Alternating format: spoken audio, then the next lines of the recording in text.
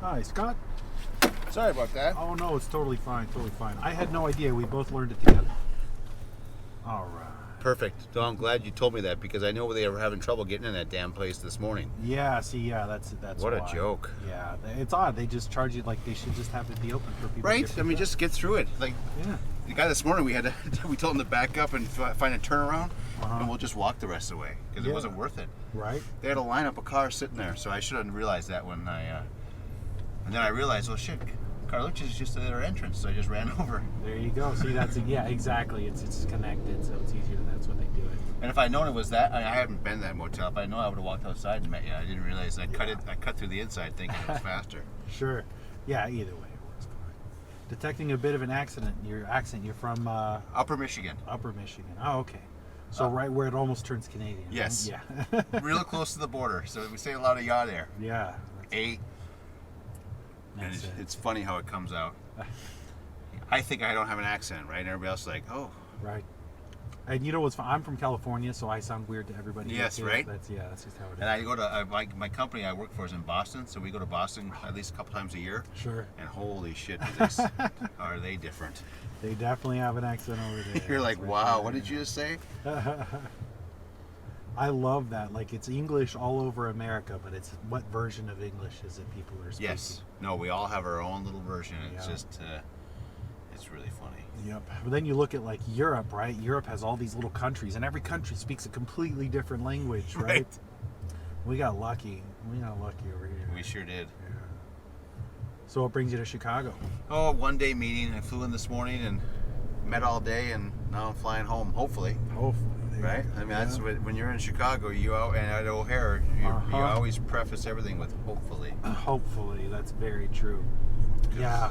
They'll cancel for anything. And it really depends on the airline that you're on has a big deal as far as whether they cancel on you too. Which I think was a United. American. American. Okay. Yeah. Which can be a shit show as well. Unfortunately, I've had the same.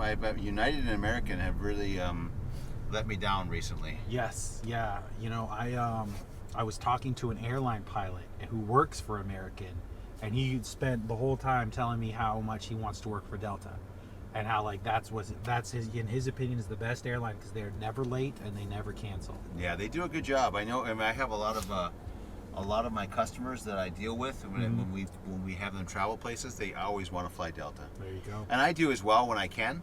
Yeah. But the problem with Delta for me is that the hub there is Detroit. Oh. And Detroit can be an absolute shit show. Totally. You know what I mean? Delta's Yeah. good, but Detroit is not. Is that from where you are in Michigan? You have to go down. Yeah, to that's Detroit? the where I am in Michigan, Chicago's the hub for American, and Detroit is the hub. They used to have a Minneapolis hub, which was nice because we could take that one. It'd be really easy. We'd be there, and now not so much. Now they run us to Detroit, and it can be great, and it can be really bad. I see. Yeah, I know. I want to go visit Detroit because, for one, I just finished watching a really funny show that was based in Detroit. Oh, really? Yeah, it's called Detroiters. It's hilarious. Oh, yeah. I heard about that. I haven't watched it, but I heard about that. It's so funny. Those guys are so funny because the creators of the show used to write for Saturday Night Live, and they just have some hilarious writing. Really funny show. And so now I'm like, oh, Detroit's 3 hours. I should just go drive over there. Yeah, you should just go over there. I got to go swing by. So that's going to be, I'm probably going to make the road trip for sure. So you said you're a consultant, or what type of work do you do? I'm a therapeutic liaison with a drug company. Oh, okay. So I deal with a lot of different specialty of medicine and help them when they speak on different things. Oh, interesting. Yeah. So there's a lot of education that goes on Sure. behind the scenes. So I'm the guy that kind of trains them. I see. Have you been paying attention any to like the psychedelic movement and psychedelics for therapy? And Yeah, it's crazy, right? It's just that I think there's obviously some validity to it. Yeah. But it's hard to know therapeutically what's worthwhile, what's not. Yeah, absolutely. You know, there's a lot of good results anecdotally with the ayahuasca, but therapeutically, we don't know the dosing that should be. Exactly. It's just not. It has to be meticulously. Yeah, it has to be figured out, meticulous, yeah. and nobody, even if the FDA was to regulate it, they suck. So Right. it's, you know what I mean? Like, No, you're it's absolutely not, right. It's not like we can Yeah. trust them to do anything. Yeah. Yeah. Because And I yeah. hate to say it, but I've been in this industry 30 years total, and we have corrupted the FDA, or vice versa. I mean, it's been a reciprocal. We pay you, we get what we want. Right. Maybe a couple people die. Right. But that's the cost of doing business, and yeah, it's an absolute shit show. Yeah, and that's what's so unfortunate is that it becomes about the dollar as opposed to helping people, and it seems like that's what's occurred. Oh, for sure. Yeah. But I know in Detroit they legalized psilocybin mushrooms for exactly that reason. They decriminalized it so they could start allowing psychedelic testing for. Oh, no kidding. Yeah, for therapeutic. So I think that's pretty cool. Well, I know that there's some people that swear by it. You know what I mean? Like the mushrooms and the hell's there's one that's a DMT or DM. DMT. Yeah. Yeah. I mean, so there's people that absolutely swear by it. Absolutely. Who am I to say no? I have no idea. Sure. I think it's fascinating. I think a lot of it got put on the map too because of Aaron Rodgers. Oh yeah. He was talking about his darkness and his ayahuasca and that whole vision quest he had, and everybody's like, "What the hell?"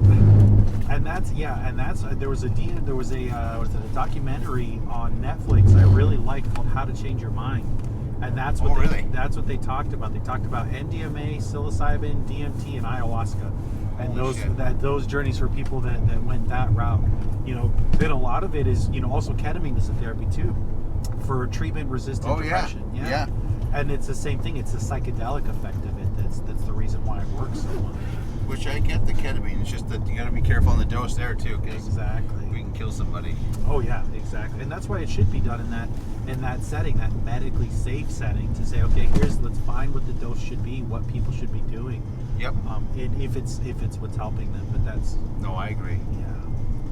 I agree. I mean, the world should be opened up more to what to this testing, but Yeah. we just don't. Yeah. Right now, we really don't. We really No, because the drug companies control everything. Exactly. Along with the government, right? It's Exactly. just, until you get the sucking sound of money out of it, we're never going to know what exactly is. And I hate to say it because it's paid my life for 30 years, but it's not.